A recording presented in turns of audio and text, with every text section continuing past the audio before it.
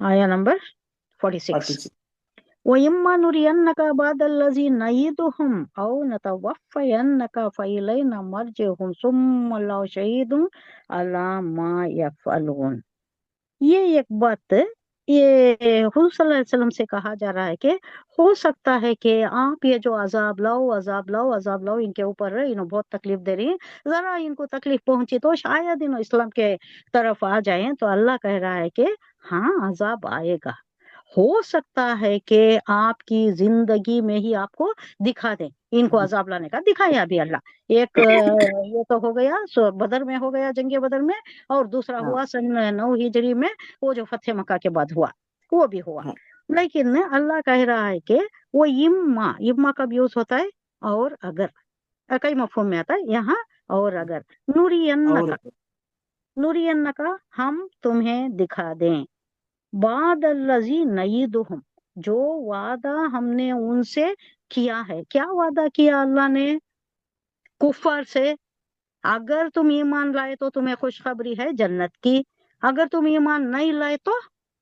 جاتی جہنم میں، یا عذاب آئے گا تم پر، دنیا میں ہی عذاب آئے گا تم پر، یا یہاں عذاب چک بھی گیا تو بھی میری پکڑ سے تو تم بچنے والے نہیں ہو، تمہارا عذاب کہاں ہوگا؟ آخرت میں ہوگا۔ نعیدو ہم نے وعدہ کیا، ہم ان سے، اے نبی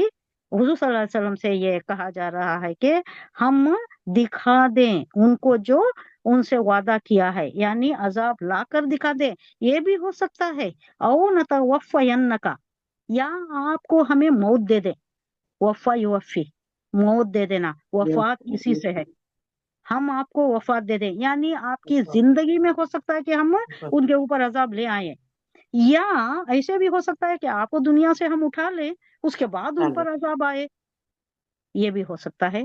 فَإِلَيْنَا مَرْجِعُهُمْ،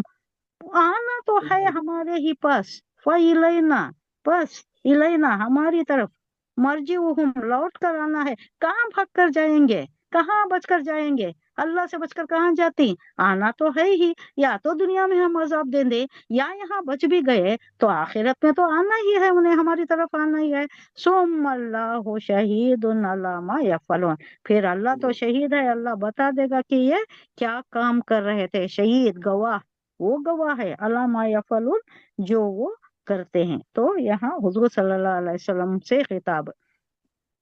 جن باتوں کی ہم نے ان کافروں کو دھمکی دی ہے یا وعدہ کیا ہے کہ ہم عذاب لے آئیں گے، تو ان میں سے کوئی بات ہم تمہاری زندگی میں دکھا دیں، آپ کی زندگی میں ہی عذاب آ جائے ان پر، یا تمہاری روح قبض کر لیں، تمہیں دنیا سے اٹھا لیں،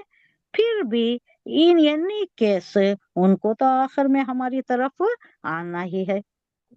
عذاب تو چکنا ہی ہے، یہاں دکھا دیں، آپ کی زندگی میں ہی دکھا دیں، یا آپ کو بھی لوٹا لیں، آپ کو بھی لے لیں، پھر یہ بھی آخرت میں وہاں آ جائیں گے تو وہاں نظر آ جائے گا آپ کو، ان کو جو عذاب دینا ہے وہ آخرت میں مل جائے گا۔